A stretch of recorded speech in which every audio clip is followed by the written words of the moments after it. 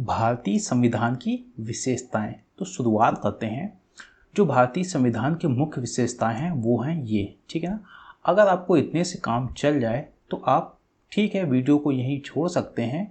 अगर आप इन सब के बारे में डिटेल जानना चाहते हैं तो हमारे साथ बने रहिएगा। तो कौन कौन सी हैं? पहली विशेषता है लिखित संविधान, दूसरी विशाल, तीसरी लचीलेपन और कठोरता का मिश्रण, चौथी है संघात्मकता और एकात्मकता का मिश्रण, लोकतांत्रिक गणराज्य, संपूर्ण प्रभुत्व संपन्न राज्य, एकल नागरिकता और संसदीय व्यवस्था। ये हैं कुछ मुख्य विशेषताएं। अब इन सब के बारे में कुछ कहते हैं बेसिक डिटेल समझ लेते हैं। तो शुरुआत करते हैं लिखित संविधान, ठीक है ना। जो भारतीय संविधान है एक कैसा है? लिखित संविधान है। इसका मतलब पता है क्या होता है? इसका मतलब है कि भारतीय संविधान को लिखने के लिए एक संविधान सभा गठित की गई थी, ठीक है। फिर क्या किया? उसने विचार विमर्श करने के बाद एक संविधान लिखा, ठीक है। इस वजह से इसको बोलते हैं लिखित संविधान। जबकि कई देशों में संविधान तो होता है लेकिन हो सकता है कि वो लिखित ना हो। जैसे ब्रिटेन में संविधान के अनुसार शासन चलता है लेकिन वहाँ का संविधान लिखित नहीं है। यानी कि जैसा भारत में हुआ कि एक संविधान सभा गठित की गई, उसने संविधान बनाया, ऐसा ब्रिटेन में कभी नहीं हुआ है। यानी कि कभी भी संविधान सभा का गठन ब्रिटेन में नहीं किया गया। तो फिर संविधान क्या है? संविधान क्या है कि हजारों या सैकड़ों साल से शासन चलता आ रहा है। तो कुछ परंपराएं विकसित हो गई हैं, कुछ वहाँ के सुप्रीम कोर्ट ने निर्णय दिए कि ऐसा शासन चलना चाहिए और संसद ने कानून बनाए, ठीक है ना। तो इन्हीं सब को क्या बोल देते हैं? संविधान। तो यहाँ पर क्या है कि यहाँ पर कोई संविधान जैसी कोई पुस्तक नहीं है लेकिन फिर भी एक संविधान है। वो संविधान किनसे बना है? परंपराओं से, न्यायिक निर्णयों से, संसद द्वारा जो पारित कानून है उनके द्वारा संविधान बना है।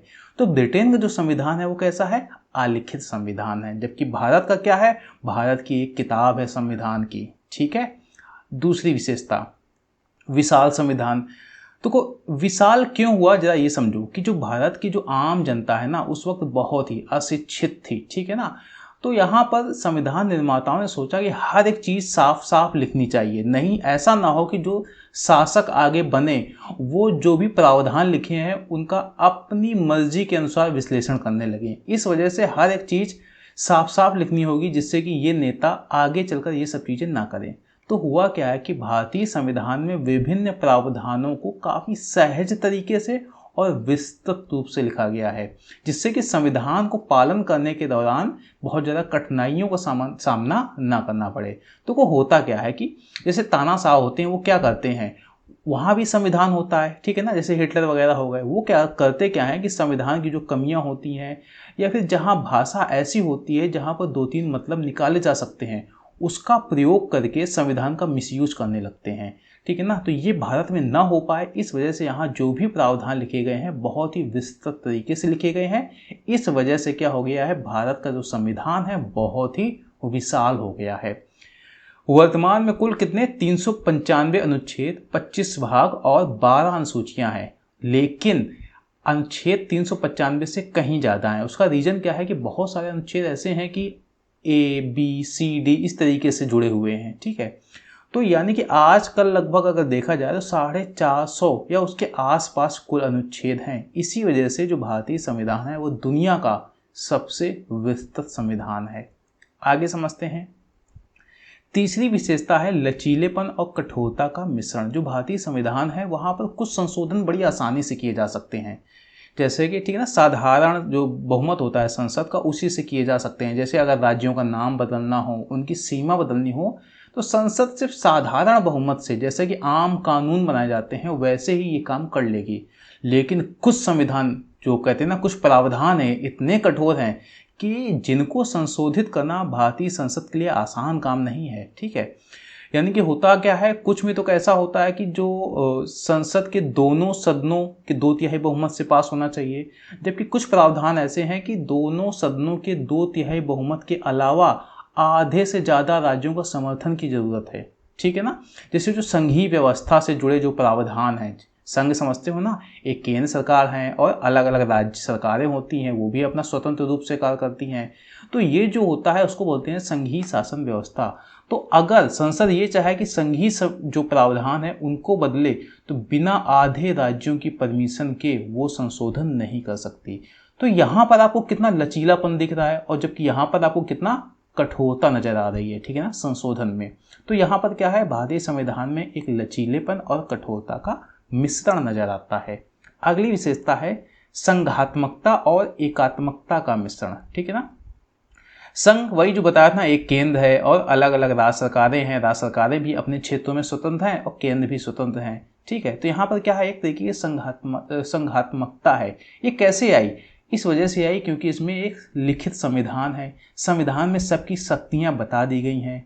स्वतंत्र व कहते हैं सर्वोच्च न्यायपालिका है। अगर केंद्र इन शक्तियों पर हस्तक्षेप करना चाहे तो कर नहीं सकता है क्योंकि न्यायपालिका बैठी हुई है, ठीक है। और केंद्र तथा राज्यों के मध्य शक्तियों का एक स्पष्ट विभाजन किया गया है कि कौन कौन से विषय राज्यों के हाथ में होंगे और कौन से विषय केंद्र के हाथ में होंगे। तो यहाँ पर क्या है, एक संघात्मकता नजर आ रही है। लेकिन जब कोई आपात स्थिति आती है तो यहाँ पर ऐसी व्यवस्थाएं भी हैं, जैसे भारतीय संविधान पूरा एकात्मक नजर आने लगता है। जैसे आपातकाल संबंधी प्रावधान, या फिर केंद्र सरकार क्या करता है, राज्यों में राज्यपालों की नियुक्ति करता है। जब राज्य स्वतंत्र हैं शासन करने के लिए, लेकिन केंद्र सरकार अपना एक बंदा बैठा देती है राज्यों में, ठीक है ना। तो यहाँ पर एक तरीके से क्या है, संघात्मकता को चोट मिली। अब यहाँ पर इन राज्यों की उतनी स्वतंत्रता नहीं रह जाएगी। तो यहाँ पर ये एक तरीके की एकात्मक विशेषता है, ठीक है ना। और दूसरा क्या है, वित्तीय प्रणाली। आपको पता है ना, केंद्र सरकार के पास पैसे कमाने के या फिर टैक्स वसूलने के बहुत सारे रास्ते हैं, लेकिन राज्य सरकारों के पास हमेशा पैसे की कमी बनी रहती है, वो केंद्र पर ही निर्भर बनी रहती है। तो ये जो विशेषताएं नजर आ रही हैं, ये एकात्मक, जहां पर केंद्र ताकतवर नजर आ रहा है, जबकि जिस तरीके से प्रावधान अलग अलग राज्यों के किए गए हैं, उनकी जी सीमाएं कहते हैं ना निर्धारित की गई हैं, वो कैसी विशेषता है, एक संघात्मकता की विशेषता है। तो यहाँ पर इन दोनों का मिश्रण नजर आता है। आगे समझते हैं लोकतांत्रिक गणराज्य। यहाँ दो चीजें हैं, लोकतांत्रिक और गणराज्य। तो प्रस्तावना में क्या कहा गया है कि जो भारत होगा वो क्या होगा, एक लोकतांत्रिक गणराज्य होगा, ठीक है ना। इसका मतलब क्या होता है, जरा ये समझ लो। एक गणराज्य होगा यानी कि जो भारत का राज्याध्यक्ष होगा यानी कि राष्ट्रपति होगा, इसका चुनाव लोकतांत्रिक तरीके से किया जाएगा, यानी कि आम जनता है वो प्रत्यक्ष या अप्रत्यक्ष रूप से इसका चुनाव करेगी। यहाँ ये जो पद है राष्ट्रपति का, वो वंशानुगत नहीं होना चाहिए। जैसे ब्रिटेन में क्या है, वहाँ पर गणराज्य नहीं है क्योंकि वहाँ राजा का जो पद है वंशानुगत है और राजा ही राज्याध्यक्ष होता है। लेकिन भारत में ऐसा नहीं किया गया है, ठीक है। यानी गणराज्य होने का अर्थ है कि भारत का कोई भी सामान्य व्यक्ति अपनी योग्यता के दम पर देश के सर्वोच्च पद यानी कि राष्ट्रपति पद तक पहुंच सकता है, ठीक है। यानी कि राष्ट्रपति बनने के लिए किसी भी नागरिक को भारत में रोका नहीं गया है, बस कुछ शर्तें निर्धारित की गई है, ठीक है ना। जैसे पागल ना हो, उसकी उम्र कितनी होनी चाहिए, लेकिन हर एक व्यक्ति इस पद पर पहुंच सकता है, वो एलिजिबल है, ठीक है। तो ये इसका मतलब क्या हुआ, यही है गणराज्य का जो कॉन्सेप्ट है। लोकतांत्रिक क्योंकि आम जनता ही उसे चुनती है, इस वजह से इसको बोलते हैं लोकतांत्रिक गणराज्य। आगे समझते हैं संपूर्ण प्रभुत्व संपन्न राज्य। तो प्रस्तावना में कहा गया है ना कि भारत एक संपूर्ण प्रभुत्व संपन्न राज्य होगा, सॉवरेन कंट्री होगा, ठीक है। इसका मतलब क्या होता है कि भारत किसी भी अंतर्राष्ट्रीय दबाव के अंतर्गत काम नहीं करेगा। जैसे आज़ादी के पहले क्या होता था, ब्रिटेन के दबाव में काम करता था, ब्रिटेन के कंट्रोल में काम करता था। तो अब ये चीज़ हटा दी गई है, ठीक है ना। सीधे बताया गया है कि अब हम किसी भी अंतर्राष्ट्रीय दबाव के मुक्त हैं, उससे मुक्त हैं। यानी कि कोई भी जो महत्वपूर्ण निर्णय है उसके लिए भारत सरकार स्वतंत्र है। और भारत सरकार को कौन चुनेगा, आम जनता। यानी कि कह सकते हैं कि भारत की जनता अपने लिए जो भी निर्णय उचित समझे उसे ले सकती है, ठीक है। कोई भी अंतर्राष्ट्रीय संस्था या संगठन या अन्य देश की सरकार भारत पर किसी भी प्रकार का दबाव नहीं बना सकती। ये नहीं कह सकती है कि ये कानून पास करो। लेकिन आपको तो पता ही है कि आजकल जो कहते हैं ना प्रभुत्व संपन्न का जो कॉन्सेप्ट है, उतना कहते हैं ना एकदम एब्सोल्यूट नहीं है। आप पूरी तरीके से स्वतंत्र नहीं हो। क्यों नहीं हो, क्योंकि आजकल बहुत सारी ऐसी समस्याएं हैं जो वैश्विक समस्याएं हैं, ठीक है ना। उनसे निपटने के लिए सबको मिलकर काम करना पड़ता है। तो हो सकता है मान लो 100 देश हैं, 100 देश में 99 ने क्या किया है, मान लिया है कि इससे निपटना है। अब भारत नहीं मान रहा है तो दबाव बनाते ही हैं, ठीक है ना, कि तुम भी साइन करो। लेकिन फिर भी भारत स्वतंत्र तो है ही हर एक मामले में, ठीक है। आगे समझते हैं एकल नागरिकता। भारतीय संविधान में एकल नागरिकता का प्रावधान किया गया है। इसके दो मतलब हैं।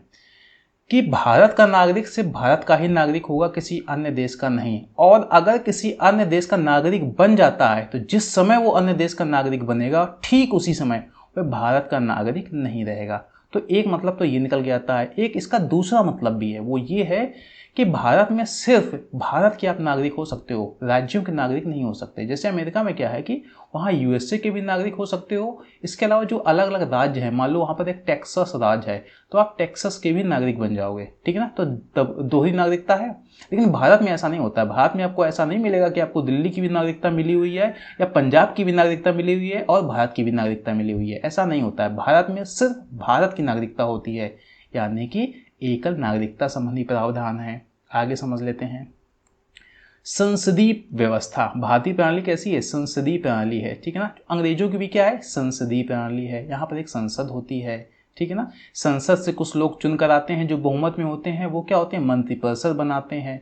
मंत्रिपरिषद का जो नेता होता है वो प्रधानमंत्री होता है। तो प्रधानमंत्री मंत्रिपरिषद की मदद से सरकार चलाता है और इन सब की जवाबदेही होती है संसद के प्रति, ठीक है ना। इसका अर्थ है भारत में मंत्रिपरिषद विधानमंडल के प्रति उत्तरदायी होता है। जो मंत्री होते हैं वो विधानमंडल, बोले तो अगर हम केंद्र की बात करें तो वहां पर संसद के प्रति उत्तरदायी होते हैं। सरकार तब तक ही बनी रहती है जब तक उसे लोकसभा में बहुमत बना रहता है। जैसे ही उसका बहुमत खत्म होता है सरकार गिर जाती है, ठीक है।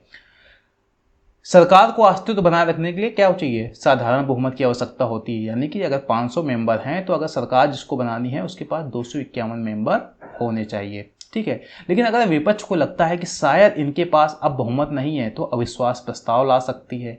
अगर यानी विपक्ष क्या लाएगा? विपक्ष लाएगा अविश्वास प्रस्ताव और कहेगा कि हमें सरकार पर विश्वास नहीं है, यानी कि इस बात पर विश्वास नहीं है कि सरकार के पास बहुमत है। तो वो प्रस्ताव रखेगी, फिर वोटिंग होगी, ठीक है ना। अगर वो पारित हो गया यानी कि उसकी सरकार के विपक्ष में वोटिंग क्या हो गई? चली गई, ठीक है। तो सरकार गिर जाती है। तो एक तरीके से भारत में संसदीय व्यवस्था को अपनाया गया है। इसके अलावा कुछ और भी प्रावधान है। जैसे भारत कैसा एक समाजवादी राज्य है, ठीक है ना। स्वतंत्र न्यायपालिका है। अगर आपकी संघीय व्यवस्था है, संविधान का अगर शासन आप चलाना चाहते हो तो न्यायपालिका को स्वतंत्र रखना पड़ेगा। संविधान की सर्वोच्चता है। संविधान सर्वोच्च रहे इसकी जिम्मेदारी किसके पास है? न्यायपालिका। आम जनता के पास तो हमेशा है ही, लेकिन आम जनता ने कुछ संस्थाएं बना रखी हैं, उसमें से एक है न्यायपालिका। तो इसकी बहुत ज़्यादा जरूरी है कि न्यायपालिका हमेशा स्वतंत्र रहे। इसके अलावा संसदीय संप्रभुता, भारत क्या है? संप्रभु है और संसदीय शासन प्रणाली है। साथ में पंथ निरपेक्ष। भारत में कहते हैं हर जाति धर्म के लोग आराम से रह सकते हैं। जो राज्य होता है किसी के साथ भेदभाव नहीं कर सकता है, ठीक है।